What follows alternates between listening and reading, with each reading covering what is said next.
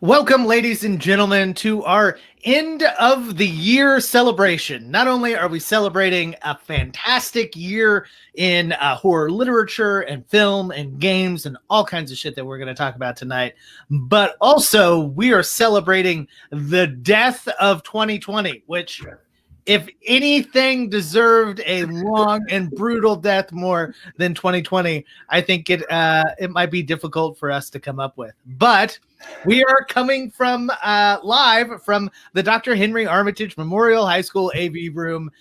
This is a very special episode of the Horror Podcast. My name is Tyler, and I run Signal Horizon, a magazine dedicated to exploring genre fiction in and out of the classroom. And I am joined tonight by Warren Gray, the co-host of this podcast, apparently, and also a writer and monster expert at Signal Horizon. I like it, monster expert. That he is. Tonight we are going to weed through the dumpster fire of 2020 one last time to discuss our favorite things from 2020. I don't ever like to say like the top things because A, I haven't seen everything, and B, I'm just a schmo, like public school teacher. So what I think is great may not be what you think is great, and that's totally fine. And this year, like, I extra haven't seen everything. Like, I mean, you know, and in a year, you make a list, and it's never going to be everything. But man, like this year, I've seen like 4 things that came out this year. Yeah, like, yeah. I'm exaggerating, but it's been rough. Well, and there is so much, right? And right. that will be a reoccurring theme on tonight's show. When everything moves to an online or virtual format, it is great to be able to go out and see all of that, but it also is incredibly fucking daunting. You know, there's so much. Well, yeah, and it removes the sort of like water cooler aspect of it, where like the same thing came out in every theater all the way across the country, right? And everybody saw it and everybody's talking about it, and that's the thing that week. Yeah. And now it's like all these different streaming platforms, each one of them got a thing, and it's big if you have that platform or this person or like the group that saw it or whatever. And so like instead of being this one channel, it's just like outward.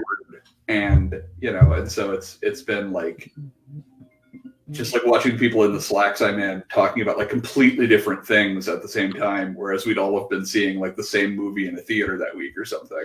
Yeah, well, and it feels a little bit like ships passing in the night, right? Like more than one time you've been like, have you seen this thing that came out? And I'll be like, no. Have you seen this thing? And when there is so much, it means first off that lots of great things are getting made, which is wonderful. But also it really prevents that kind of funneling of stuff, right? So I think it's a great time to be a breakout distribution company or new director or something like that, because I think the barriers to entry seem to be a little bit lower, you know?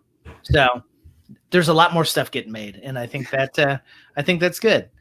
Before we get to our favorites, though, Oren, have you seen anything here this last couple of weeks before Christmas that bears mentioning? What's going on at House, House Gray? And all I've been watching lately has been like old classics that I had never seen before. So like I saw Les Diaboliques for the first time. I saw William Castle's Straight Jacket for the first time, and I saw the old like Stanley Kubrick The Killing for the first time. Just like stuff. Some of this was stuff that was like it's on Prime, but it's going to drop off. Okay. So I was catching it before it was gone, kind of thing. I am amazed that there is a William Castle film that you hadn't seen. I mean, like of his like, I mean, there's a ton of William Castle films I haven't seen because he made a bunch of like commercial stuff before he started doing horror, and I haven't seen like any of that, like weird, like random like programmer westerns and things. Okay. But like of his like horror era output, I think all that's left, there are 2, I believe, that I have not seen at this point. And I own one of them, so I just haven't watched it yet. Okay, so what are they? I'm dying to know. Zots, which is not a horror movie. It's like a comedy about a guy who gets it's basically like Flubber almost. It's like a guy who gets a medallion that gives him like telekinesis. Okay, all right.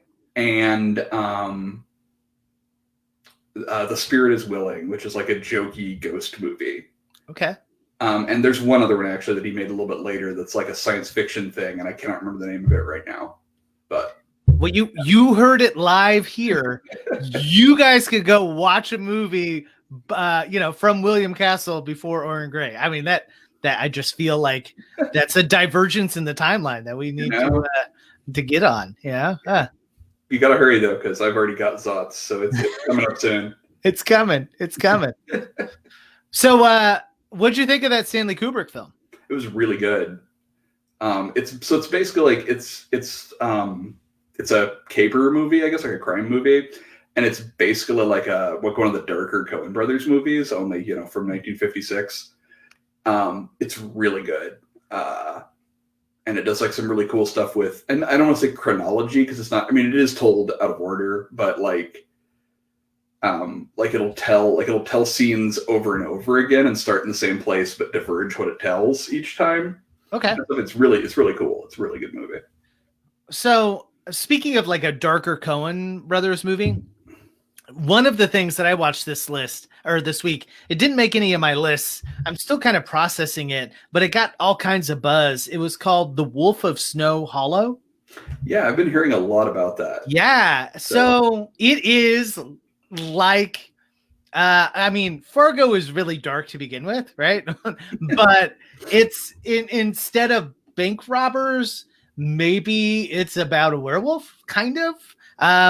It was a ton of fun. There are some really big, juicy performances in it that made it worth it. It was charming.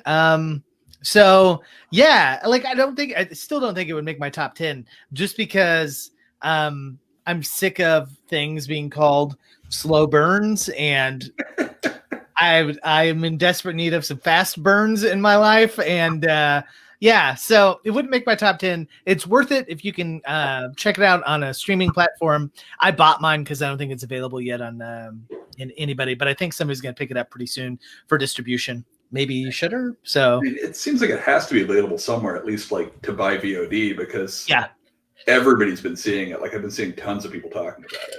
Yeah, I bought mine on Amazon, so you can. I think it's like a $2.99 rental on Amazon. But the Wolf of Snow Hollow. It's interesting. I would love to hear your opinions.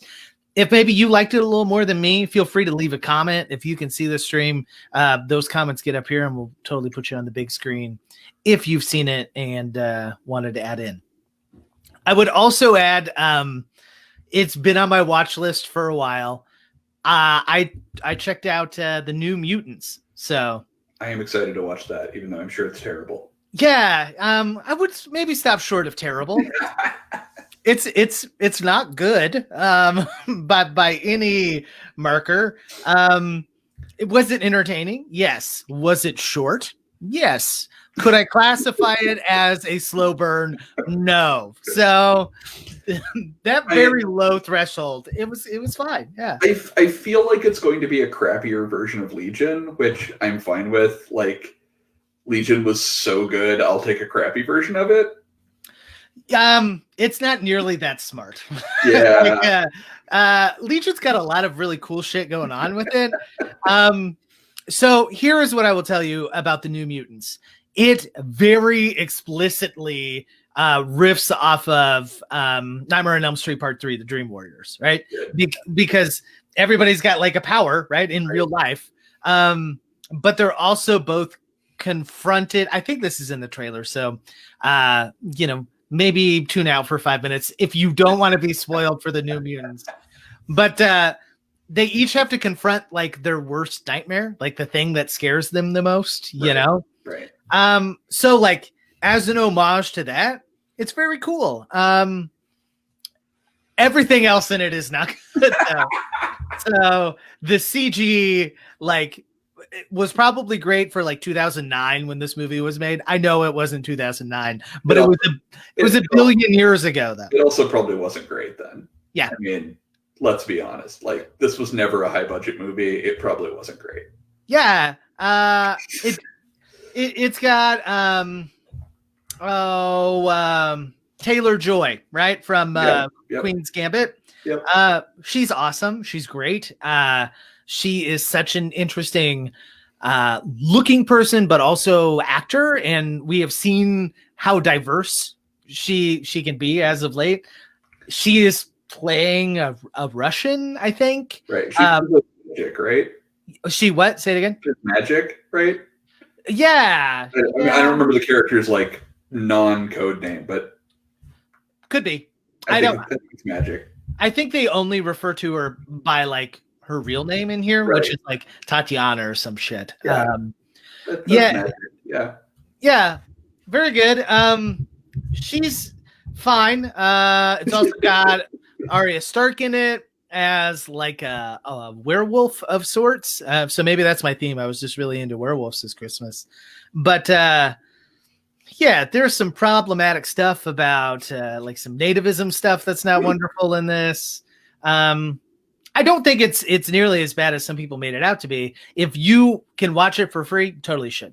It's like a tight 90 minutes. It's fine. It's fine. So yeah, the other thing, right? And I won't talk about it too much because it's still embargoed. It doesn't come out on VOD until January 29th.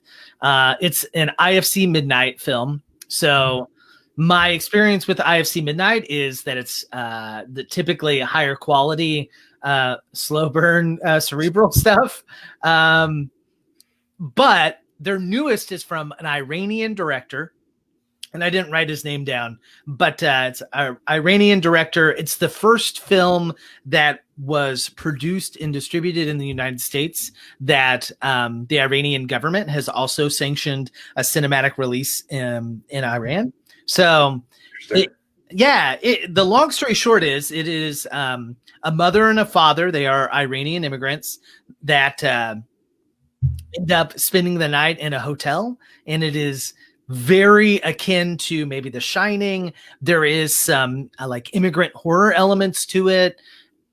I found to be incredibly powerful.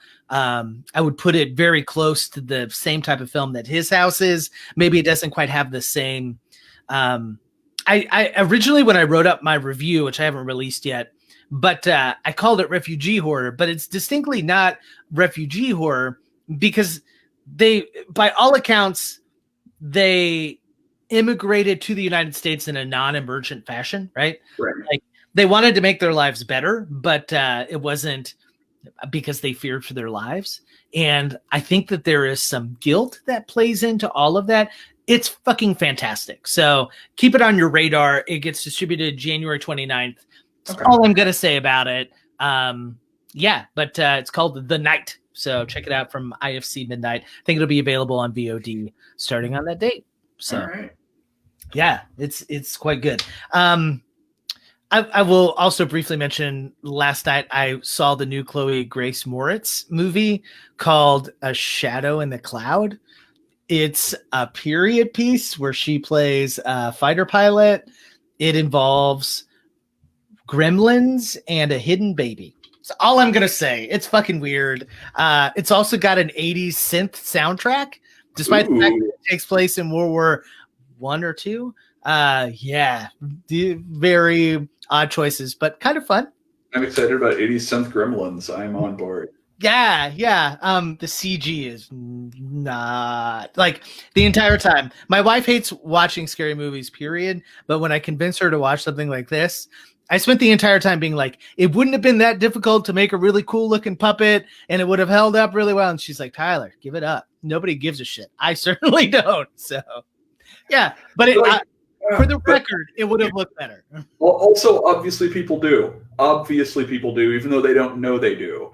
Yeah. And the easy way to prove it, right? This is going to be way off our horror beat, but whatever. I've never seen an episode of The Mandalorian. Haven't seen one yet. But I can guarantee you 100% that like 70-80% of why the Baby Yoda thing is such a big deal is because he's a puppet. Yeah. Oh, yeah. If he were CG, no one would give a shit about him. Hey, sorry to interrupt. Go ahead. Keep going. Yeah. Just because, like, like the puppet gives him a life that CGI could not, no matter how good it was. Yeah. Yeah. Well, and it makes him cute and cuddly. And yeah, I mean, that's 100% true. Yeah. Yeah. So it looks like we have a Chloe Grace Moritz fan here. Nice. Yeah. I don't know if I would say that she's hilarious in this movie, although she's channeling some shit that she's not afraid to go big at. So, Again, I will watch anything with Gremlins. You had me at Gremlins. I'm good. Yeah. Gremlins on a plane, dude. It's like, I mean, which is where Gremlins belong. Yeah. All right. So I think that's kind of what I did over break. So before we get into our favorites, we have not played Horror Trivia Pursuit over the last couple weeks, but I've got a card. We're going to play it. We're going to see how good Oren is. All right. Not that good. Turns out. Infinitely better than I am. If you would like to play along and you can guess the answer, write us a comment down here and we'll see if you can get it out before our resident monster ambassador here. Okay. So the first category is the bat category. I've forgotten what that means. Have I written it down somewhere? No, I haven't. So now we'll never know again. We'll have to go back and watch whatever episode it was that we figured it out in. Yeah, right. That gives me a reason to go back. I like it. Okay, here we go. In the bat category, who directed Near Dark, 1987's Near Dark? Let me figure her name right. Catherine Bigelow? Ding, I know ding, who she ding. is. Yeah, okay, perfect. I did get her name right. Yay. Yeah, and she was married to James Cameron. Yep, and then she went on to win an Academy Award for Hurt Locker, I think, right? Yep. That's correct. Good. Yeah. She won it up against him, in fact. Oh, yeah. Was that? Did he have Avatar that year? Avatar came out. Yep. Yeah. So like 1995, right? Right, Yeah. The next Avatar is going to come out, from 1752 or something. Yeah. Yeah. Okay. New category. This is the green eyeball category. Are you ready? As opposed to the red eyeball category. They're different. It could be on here. It's a red brain. Okay. It's a green eyeball, red brain. No idea what they mean. Here we go. In Teeth, the 2007 horror movie, what possession does Don O'Keefe throw off a cliff? Now that I have no idea. I never actually saw Teeth. Teeth is actually pretty good. I wouldn't have remembered it. Yeah, I've heard it's really good, and I just have I have it on my list. I've just never gotten around to it for whatever reason. Yeah. If I told you, I mean, do you know the premise, right? Yes. I thought they were going to make me say that. Like when you started, when you were like in Teeth, I was like, oh, good. They're gonna make me say it. Good. Yeah. Vagina dentata, right? Yep. Yeah. So using that logic, okay, what would a wholesome Christian girl with vagina in her teeth throw off of a cliff to symbolize? Crucifix? Close. What specifically may represent an oath to virginity? Yeah, I don't know. Yeah, sorry. Yeah, it's her purity ring. Oh God! Now I have to remember that those are a thing. Yeah. No. Okay. Yeah, I saw some guesses of a Bible. Not bad. But yeah, it's the good old purity ring. Purity rings. Ugh. Hey, somebody got it coming in here. Woo, yay! All right. Next question in the red brain category. Ready? Red brains. Okay. Which character is spared by Kevin Wendell Crumb in Split? Casey Cook, Claire Benoit, or Marcia? Yeah, I don't know. I never saw Split either. What? You didn't see Split? Yeah. That's a good one. But that's Anya Taylor-Joy again, right? So that is, isn't it? That is. I honestly don't know. Remember? It's what's his name? Professor X, young Professor X. Oh yeah. He's the main guy, but yeah. Is that Ewan McGregor? No. I'm making that up. What is that guy's name? No, Ewan McGregor is young Obi-Wan Kenobi. Young. Oh, I can see him. Yeah. And I know who you're. He's also the guy in Wanted, right? The movie where they curve bullets, which is. I'm glad that's what we remember him for. Wanted. I'm sure he feels really good that's. Oh yeah, the guy from Wanted. You know who else is from Wanted? Chris Pratt. Oh, Chris Pratt is in that? He's the douchey best friend who is doing. You're that right. guy's life. Yeah. Yep. Yeah. Hey, the bottom line is, I will not speak to the quality of that movie, but every time it's on TV, I watch it at least for a little while. Like, wow, they can curve bullets. You can't curve bullets. All right, guys. It is Casey Cook. Sure. Casey Cook. So yeah. All right. Here, moving quickly to our orange pentagram category. In what year is the Blair Witch Project, the 1999 movie, set? Yikes. This one's hard. I feel like I know this one, but it's 90 something, I think, but I don't know which. Like, I want to say like 4, 6. Let's go with 6. Should have stuck with your original guess, 1994. Yeah. I might have gotten that because they had the really rad posters that said like in 1994, right. You know, 3. Yeah, that's why I felt like I should know it. Like I said, they always put it in the log line. Yeah. It was great. It was one of the best at that. But yeah. Yellow Nightmare or Jason Voorhees mask, hockey mask. Okay. What director made Funny Games in 1997 and its Shot for Shots 2008 American remake? His last name's like Haneke. Very good. Very good. I don't remember his first name, but Michael. Yep. That better than me. I don't remember any of that shit. Okay, in 2004, the movie Shudder is a horror film from what country? 2004 Shudder. That wasn't was that the werewolfish one? The from Spain? Was it from Spain? Was not from Spain. Okay, so no, I'm thinking of a different one. I don't know that. It's a Thai film. It's from Thailand. Yeah. All right. So you're about 50-50. Not your best showing, but you know, we are pushing through 2020 so that 2021, I think you're gonna go undefeated. Yeah, you're gonna know everything. Yeah. Hey, good guess. We had Taiwan, which is very close. Very closer than I got. Yeah, I haven't even seen the film. So I don't know. Like, I wonder if I have and just don't remember it by that name because it's a really generic name. Yeah. I might have seen it a long time ago and it's just not crossing my radar, but I doubt it. Here's the bottom line. I am woefully derelict in how much I know about foreign language horror movies made before like 2018. It wasn't something that I necessarily pursued. So. Oh, I was mishearing it. Okay, I was hearing it as Shudder, like with the streaming channel, like D's. Instead of Shudder. Right. Yeah. I have seen that actually. It's pretty good.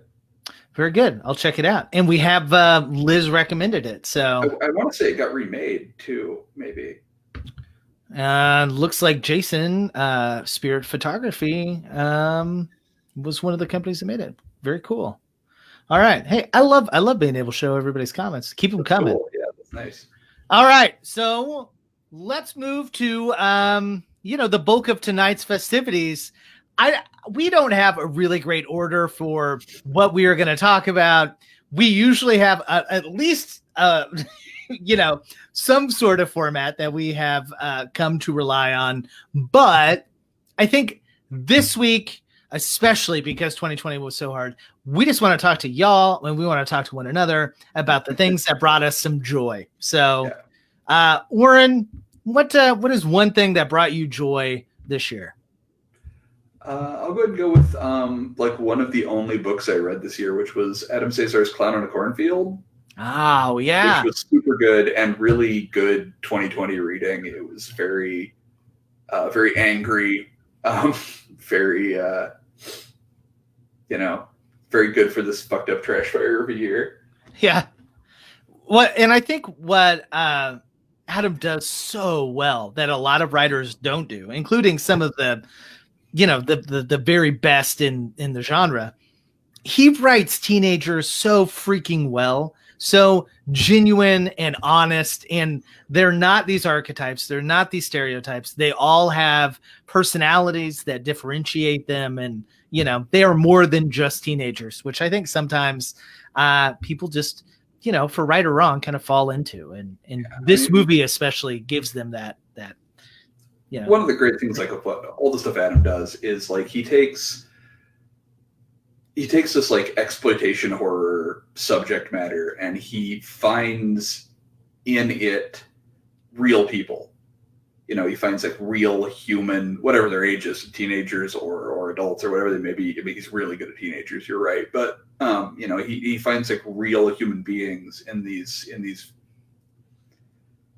kind of plots where we don't normally think of them as being, like movies don't normally treat them that way, books don't normally treat them that way, and in this kind of material, a lot of the time, like one of the very first things I read by him was Tribesman, which is a novella. I don't know if you've read it, but I haven't.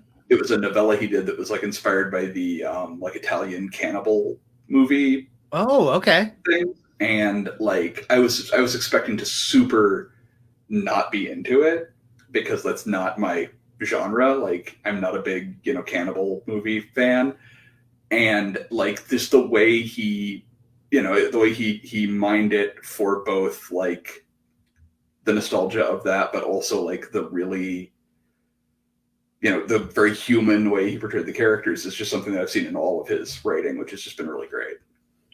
Yeah, like his character descriptions, like here's the bottom line. I like Stephen King as much as anybody, right? And read all of it, and I think it all has value. But sometimes the exposition or the character detail can feel tedious, right? Mm-hmm. And there was not a single bit of Caesar's stuff. Caesar, I think. Okay. Of those descriptions that feels overwrought, but it's so beautifully crafted that, like, I don't know, I think all of those details become important and kind of paint these fully formed characters. The bottom line is, like, I work with teenagers every day. I'm really thrilled when somebody's like, these are real human beings, not people to be made fun of or people to, I don't know, slaughter, even though he does. Like there's at least purpose to it. So yeah, it's good stuff. I like it. Yeah, and Joe Bob would hate it. Heads up. It's super political. So oh yeah, super political and like relatively meta, like not his shit. He'd be like, man, I liked I like my original. My horror movies didn't have stories. Yeah, right. When they had nothing to say except hanging people on meat hooks, despite the fact that also has something to say. Right, that movie had tons to say. Yeah. Whatever. Yeah. We continually fight that fight, but that's all right. Maybe we'll get him on here one of these days, and it'd be really good. We'll make $1 billion. Yeah, we won't, but it'll be fun. Won't at all. No. Okay, so let me tell you, this is a weird thing, but one of the things that I am was one of my favorite things this year that brought the entire family a ton of joy is Horrified, the board game from Ravenscraft. Yeah. I'll stick a link. Yeah, I'll stick a link in the show notes. But the long story short is, it utilizes all of like the Universal monsters, and it is a cooperative game that you play with like your family or your buddies or whatever, and you can make it progressively more difficult. So I don't know. I bet the Unsels have probably played it a dozen times since I bought it right at the beginning of quarantine, and every game is different, and it's just wonderful. Yeah, it's super good. In the we keep a sort of a note thing for readers so that we can communicate about what we're going to talk about at all, so that we're not just completely tripping each other. And I said that I would have also put it on my list, but Technobit came out last year. But yeah, it's great. It's a really great game. I started a column about board games this year, actually, over at Unwinnable, another publication. And the very first thing I wrote about was Horrified, actually, because it's super good. Well, and it is, and I would say once you learn the gameplay, it's relatively simple. And as Liz pointed out here, it is one of the upsides is having an extra player if you have a kid that's old enough to play. My oldest is 13, so like he gets it. My youngest is 4, and he would not. Right, he just likes looking at the spooky because they have like G.I. Joe men that look like the Mummy and and all that. Yeah. Yeah. So like he loves to play with the characters that we're not playing with at the time. So it is fun for the whole family. But I can't get over how good it felt to play something with my family where we weren't trying to beat each other up, right? It wasn't about who won, but it was about collectively trying to solve this challenge.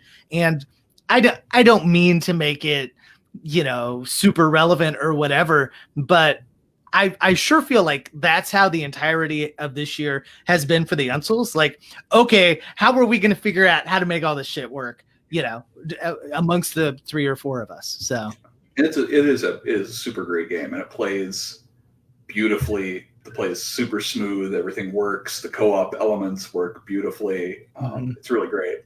And a personal pet peeve of mine that it does really well, it fits in the box really well. Like a ton of games, once you take them out of the box, it's really hard to fit them back in nicely. Yeah. This one fits back in the box perfectly. It's so delightful.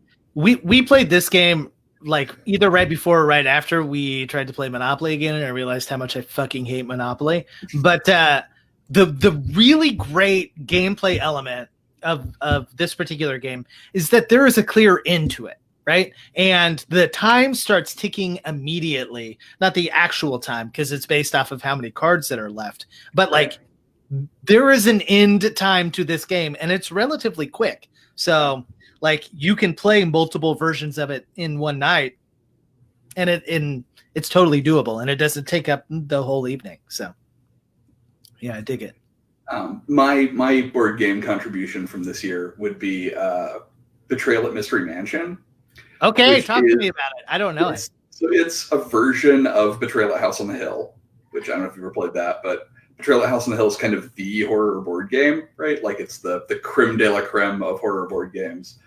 And this is the same game for all intents and purposes. The mechanics have been simplified somewhat, but it features Scooby-Doo characters. Oh, all right. And instead of like, have you played Betrayal at House on the Hill ever? I haven't. Okay, so the premise of Betrayal at House on the Hill is that you're a bunch of people going into a spooky house, right?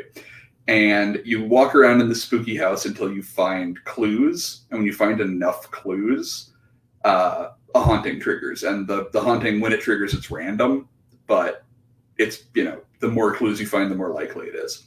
Okay. And whenever the haunting triggers, one of you becomes a traitor, and they take control of the monsters, and then from that point forward, the other characters are trying to beat them.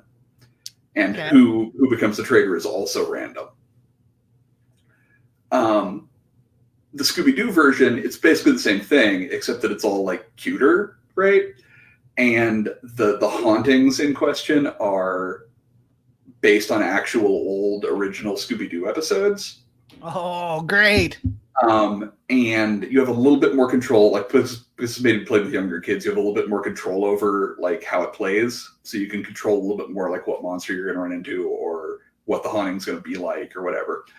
But like the premise is still that one of you becomes the traitor, except in this case, it's not the character, like it's not the Scooby-Doo character. They get locked in a closet or get lost or something, and you just take control of the haunt. But yeah, it's the two, so like it's a great game to start with. Betrayal at House on the Hill was a great game. And the Scooby-Doo element like fits into it like a glove. So the two go together perfectly. I love it. It's a delight. I think if I could buy it on Amazon, I got some Amazon gift cards that are itching to be used. So yeah, and it's cheap. So cool. Even better. Even better. All right. So that's our board game contribution.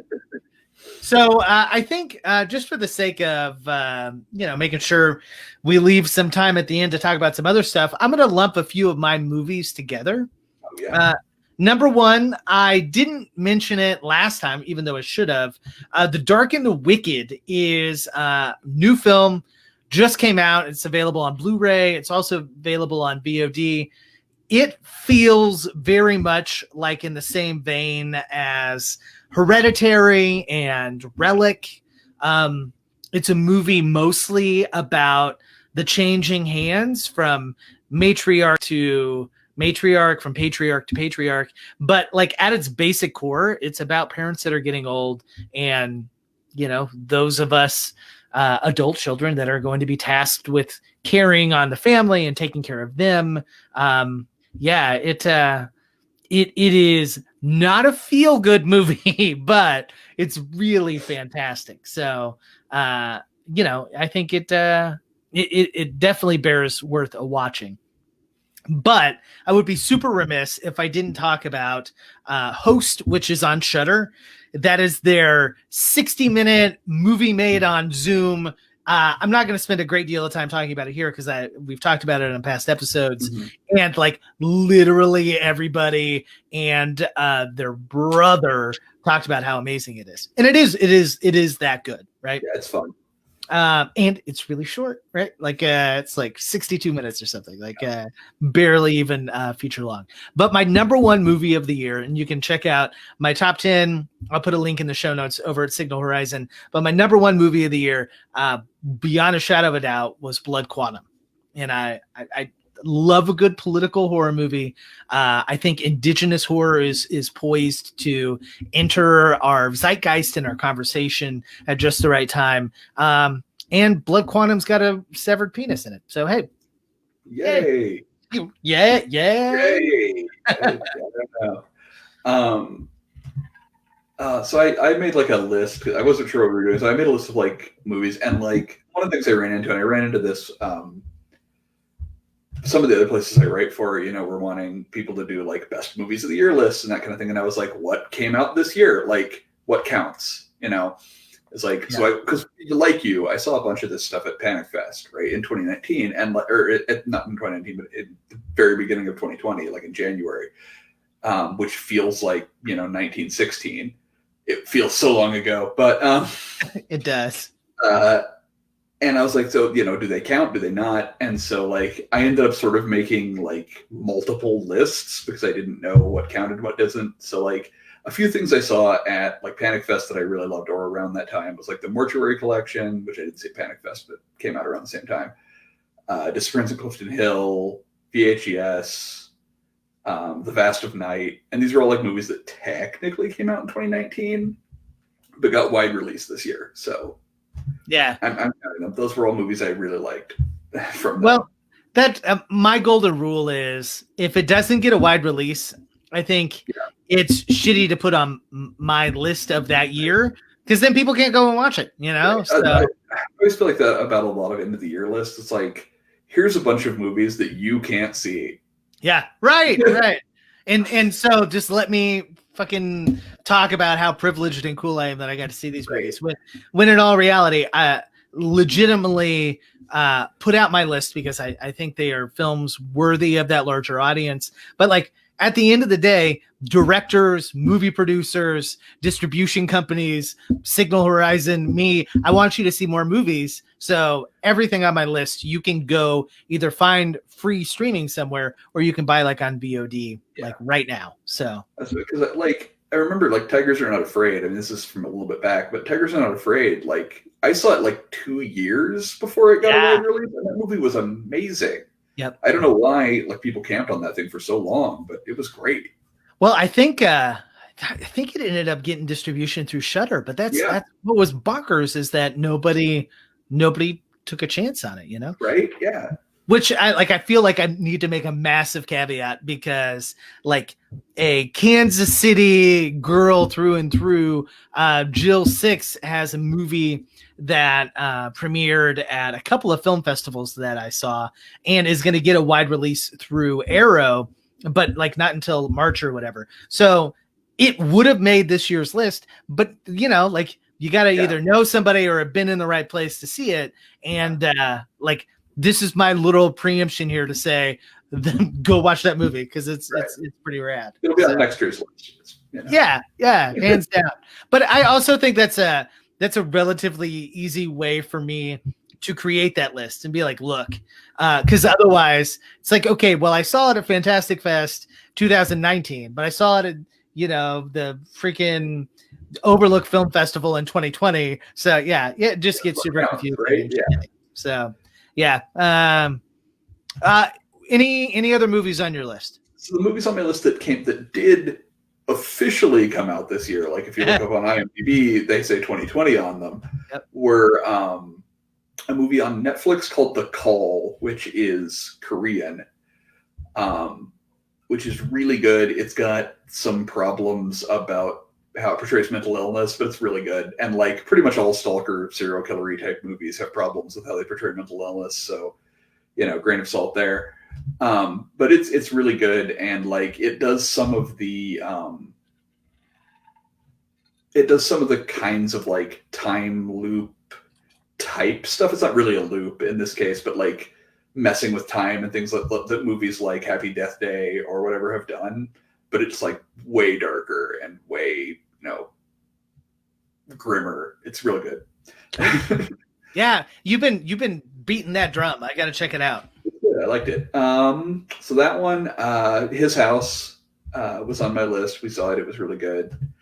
We talked about it in a previous episode. And then, honestly, I think like my number one movie that actually came out this year still is probably Underwater, which feels funny because it, like, even back when it came out, which was before all this mess and before the pandemic and all that shit, it already felt like a movie from like a decade before. It felt like a 90s movie being released in 2019 or 2020 for some reason. But like, I just had and part of this is just that I saw so few movies in the theater this year and everything was such a mess, but like I had a good time. Yeah. It was like a really tight, solid movie. Yeah. It's the best horror video game I've ever played. It was freaking awesome. In spite of it having TJ Miller in it. Oh, yeah. Which again makes it feel like a movie from a long time ago instead of now, but it also kind of was like it was made a couple years ago and then didn't get released until now. So, right. But I really dug it. I thought it was good. I thought it was really tight, fun. Had a great ending. And like it's solid. Yeah, there's a lot of movies I watch that are good, and then I don't necessarily want to watch them again. Like that was good, but I'm done. But yeah. I would be happy. Like I'm looking forward to watching that one again. So yeah, it's on HBO Max. So yeah, I put it on while I was like typing something up. Yeah, but it's Kristen Stewart playing a badass. Yeah. It's got some great creatures. It's got just a fucking brain melter of an ending that's great. Like it. I think it was either the last movie I saw in the theater or the second last with the Invisible Man. Like I've forgotten which one came out when, but I know that was like the last week before, Like I saw one thing after it and I cannot remember what it was. And then I didn't see anything. I went to the Nerdoween thing. Oh yeah. When they were doing it everyone like super socially distanced and really restricting the numbers. So I went. So I went in October. But other than that, yeah, Underwater would have been close to the last thing I saw. So. Yeah, shout out to our buddies over at Nightmare Junkhead, who I will tell you have just upped the game since we've all been in quarantine. I think they still continue to host and do stuff and are braving the elements, but wonderful guys doing wonderful things. So they are pretty rad. I would also mention, if we're talking about podcasts, I will throw in an extra thing here. I just listened to the last episode of the Left Right Game, which is a podcast produced by like legitimate sound mixers that are hooked up with a couple of actual audio folks. Uh-huh. But it got picked up and is being made into an Amazon miniseries. And I think I mentioned it on a previous episode. Yeah, that's familiar. But like the premise is if you go left and then right in a road over, like if you just follow that simple direction, it takes you into this fucking weird parallel universe-y thing. But it kind of does the found footage element to it, but it creeped me the fuck out. So it is totally worth it. Awesome. Yeah. I think I cut you off before when you were talking about some other books that you had read. I don't know if you did or not, but yeah, I can talk about some of the books. I started a couple other books. So I started reading Richard Gebben's Grotesquery, which is the first collection from him in it has to have been close to like 5 years. It's been a while, and it's good so far. it's from Undertow, so I'm sure like it's a gorgeous book. And then I also started Children of the Fang by John Langan, who's a favorite of mine. So I haven't gotten very far into either of them yet because I'm terrible at reading this year, but they're really good so far. Yeah, well, we've had John on the show before. Not only is he probably one of my favorite writers producing stuff right now, the dude is fucking brilliant and knows his genre stuff like no other. We killed an episode. I don't remember what movie we were talking about, but it was a Larry Fessenden movie, right? Mm-hmm. And then we had Larry on the next week, and he was like, whoever that guy was that was talking about my movie did a great job. And like, I was like, John Langan's awesome. John Langan is awesome. Yeah. So Larry, make a John Langan movie. Yeah, he's got the credibility for sure. Yeah. I don't want to move too far on without mentioning a movie that I saw in the last few weeks. My list had already been solidified, but I think it probably would have broken in at the bottom of the list. It's really good. It's called Hunter x Hunter, and you can get it right now on VOD. I think it came out on VOD for everybody like the 14th of December. Okay. But Hunter x Hunter is essentially a movie about a serial killer and a family that is still living off the land and is like trapping and that kind of stuff. It is very subtle. It has got the most brutal and wicked last 10 minutes of a film I think I've seen in the last decade. And it's not mean, right? Like sometimes brutal and wicked, at least in my mind, is like, oh man, that's terrible. And whatever. But like, the shit is brutal, but probably like earns every minute of that brutality. So go find Hunter x Hunter as soon as you can. But again, I would not call it feel good, but whatever. It is what it is. Okay. I see a very, very important thing on your list here. Talk to us about something that's a book that's very special to you here. I'm assuming you mean Painted Monsters, which is my second collection from a few years ago. Someone was making a best things they read this year list that wasn't stuff that came out this year necessarily, but it took number one, which made me really happy. And if people listening would like to buy it, it's on sale right now at Word Horde. They're on sale on all their stuff, so you can pick up it or any of the other really good stuff they have at Word Horde. Children of the Fang that I just mentioned is on there. So yeah, they're.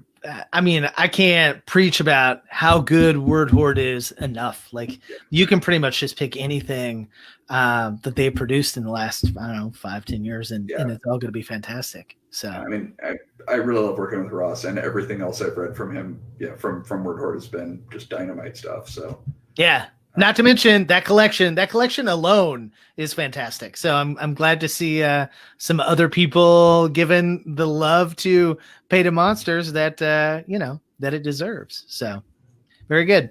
So I have a vague thing here. One of the things that I have liked over the last 6-8 months is the bottom line is I'm a teacher, so my ability to travel is often limited. Because I got to get up and, teach the futures of America or whatever, right?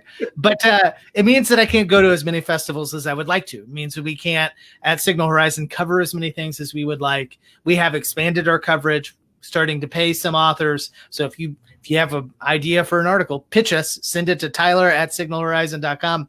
I want to pay you some money to write for us.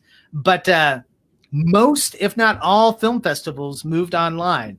And it is a shitty version of what is really cool. But when you don't have anything, the shitty version of things seems really awesome. So I put on my list things that I'm happy about that brought me joy this year. The Chattanooga Film Festival, which was kind of the first main one to go online. And then there been a number of others after that, including Night Stream, which is kind of the collection of the Overlook Film Festival, the Brooklyn Horror Film Festival, and a couple of others, but all combined into this big online place where you could go and hang out. You could talk to other people that were super into genre films. You could have a drink in the safety of your own living room, but it felt as close as it possibly could to being there in real life. So here's to being able to attend every online film festival I possibly could have, even though they are the shitty, weaker versions of what they will be hopefully next year when things get back to normal. And it wasn't just film festivals, like pretty much all the conventions and everything went online this year. So we had we were both at the online Outer Dark. Yeah. Yes, our great friends over at Jess Lewis was one of the organizers there. Yeah. I think you did a reading. We hosted a live version of this. I think this was one of the first live versions that we did. We did the beach house. Yeah. Right. Yeah. Yep. We did the live tweet along. That was a freaking hoot, man. So you know, good things to come out of this nonsense. Right. We all do the best we can, you know, with what we've got. Exactly. And sometimes that feels like a lot more than we have. Sometimes not so much. Yeah. So one other thing I wanted to mention, at least before we leave books and all that kind of jazz, there is a short story. It was both a Pseudopod episode, but it's also in a couple of collections, including the Best Horror of the Year, Volume 12. I think it's Volume 12. That sounds right. Is Gordon B. White's Birds of Passage, which is definitely a horror story, but it's a horror story about the relationship between a father and a son. And maybe it's just because I've spent an awful lot of time with my children this year. But I am especially attuned to that type of story that is as much about growing up and losing that connection and then finding it again than anything else. But yeah, Big W Weird, like it's a fucking killer story. So check it out for free over at Pseudopod. Our buddies there. It's one of those places that, like, pretty much always does good stuff. Like even if you don't like the story in question, like their audio production is always top notch. They always do really good. You know, they get really good narrators and all that stuff. So it's a great place to reliably get free horror. Yeah. Well, and like the thing for industry folks, if I can count myself a part of that, it's really important. It's been really important for me this year to try to pay writers as much as I can, right? Like, we're not making a ton of money, but I very much am a believer that, if you were a writer, I totally understand that you can't work for free, right? And they pay industry standard for not only the short stories that they get, but also they pay their narrators, they pay their voice actors, which that is tough, and it would be really easy to try to get away with not doing that. So yeah, man, subscribe to Pseudopod. I mean, and I've worked with them a bunch of times over the years, and they pay well. Like for new stuff, they pay, I want to say 8 cents a word now. And they pay promptly. Their contracts are very fair, very clear. It's, they're great to work with. They really are. So yeah. We got something on your list that we haven't talked about? I think the only thing I still have on my list. Well, okay, so we were back on books. I did want to mention that I talked about it a little bit last time, but we got one decent thing we got this year was we got not one but 2 Jean Ray translations, which that's like double the amount we had before total. So that's nice. And if you've never read Jean Ray, the translations that are coming out right now from Wakefield are dynamite. They're really good. I recommend starting with Cruise of Shadows. Don't start with Whiskey Tales. It's good to have. It's good that it exists, but it's got some problems. Start with Cruise of Shadows. It's kind of the classic one. And, if you're hooked, then go from there. Yeah, that's good stuff. Yeah, I started with Whiskey Tales, and it is tough. Yeah, it's got some dynamite stories and some really good stuff, but there's also Yeah, a lot of anti-Semitism and stuff that's not so much in the other stories. And so it's like, wow, hey, this is rougher than I was expecting. Yeah, I'll have to check out some of those others because I just have that one translation. So I'll give the other ones a look. Yeah. Well, the last thing I will say is there is a local apparel like clothing store here in town that is making what I would say vaguely genre stuff, but very Midwest to Kansas City specific. Like they have a zombie Patrick Mahomes t-shirt that I got for birthday a year or two ago. It's called let me get it right. It's called Wasteland Clothing Store. And like they do really cool shit. So I was very happy to support them and very happy that they're around.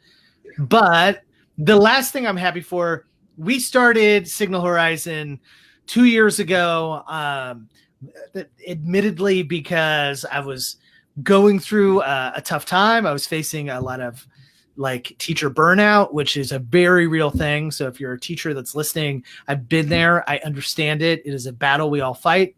But I wanted to do something more. I wanted to do something that allowed me to be a little more creative. I wanted to speak to what I saw was a problem in that a lot of literature teachers I worked with were like, oh, that horror literature doesn't count, right? And so they would often tell these students that were so eager to read to go read like something in the canon, which is garbage.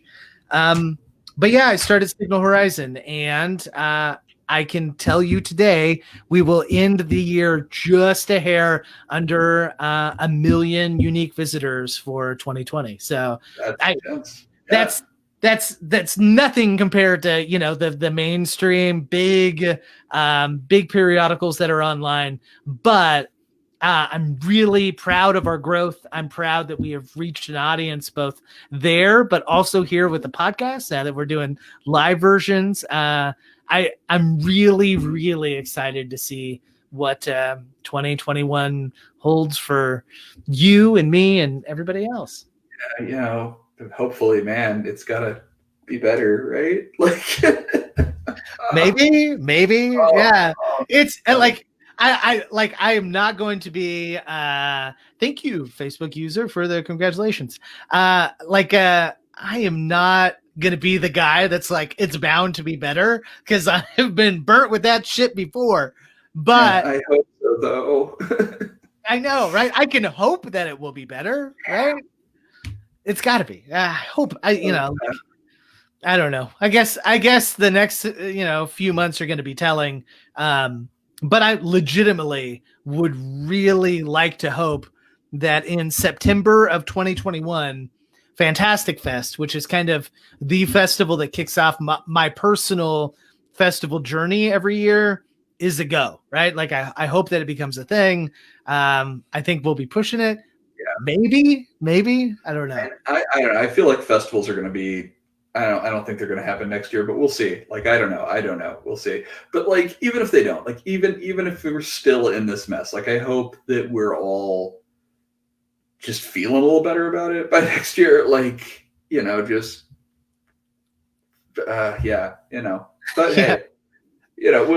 do what we're doing right now. We'll do the best we can. And that's, what we do. That's what we do here. And that's good. Yeah, it's got to be enough, and I think if there is anything 2020 has taught us, it's that, I think some of us try to be perfectionists. Some of us worry about continually moving up or whatever, but it has taught me sometimes things have got to be good enough. And that's going to be okay. And being okay with that is important. Take your choice where you can get them. Yeah, no shit. And hopefully we have given you a lot of different joys that you can check out, either that you can commiserate with us about how great it is or how terrible you think it was, or maybe that you'll go check out some of these things that we mentioned tonight and kick off your 2021, in great genre fashion or whatnot. So, Oren, where can they find more of your stuff out on the internet? I am, as always, I am Oren Gray on Facebook and Twitter and Instagram and Letterboxd, and I think that's it, but orengray.com also. And I write regularly for Signal Horizon and Unwinnable. So Great. Speaking of Letterbox, I spent my $15. I am like a Letterbox premium member or whatever now. So I get you. I don't know, like you can clone lists and some other shit. I don't know. I'm on there so much. I was like, I feel like I got to support these guys. But yeah, so you can follow me on Letterbox. I'm Tyler Unsel there, I think, on Letterbox. You can follow me at Twitter at Ty Unsel. And then, yeah, I'm doing the editor business at Signal Horizon. So you can argue with us there. But I mentioned earlier, but I mean it legitimately. If you would like to write for us, if you have a pitch for an episode, if you just want to say that you didn't like that we talk shit on something, you can send me an email, tyler@signalhorizon.com. I will 100% write you back. I am super stoked. I actually am working with a fan of the show that pitched me an idea last month, and we've kind of workshopped that idea, and it's going to be an article that comes out here in mid-January. So I think that's exactly why I've created this terrible, wonderful thing that we have here. So next week, before you join us in the new year, make sure that you check out a movie called Shivers. You know Shivers? I do. So I watched Shivers for the first time the same day that I watched The Exterminating Angel for the first time, so that we could do that show. That was a double feature that day. Tell you what, rich people trapped in buildings going crazy. That was, yeah. That's like a double feature for 2020, man. Right? I like it. Yeah. So here's the really cool news.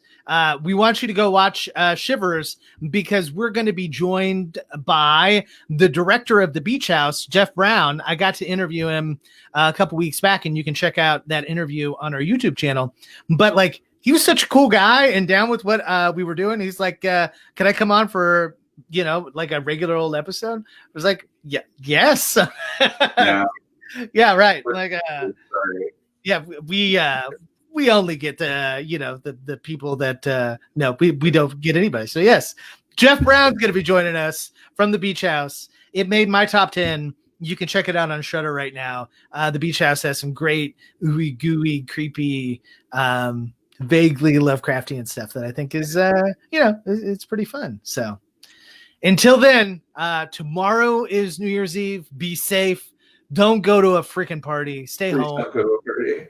Yeah, stay home. Keep you and your family safe. My promise to you is, when it is safe, see me at a movie theater. Come to a film festival. I will buy you a beer because you decided to stay home tomorrow. The more we do that, I think the quicker we can get things back to normal. So until then, have a wonderful new year. We'll see you back in 2021. Class dismissed.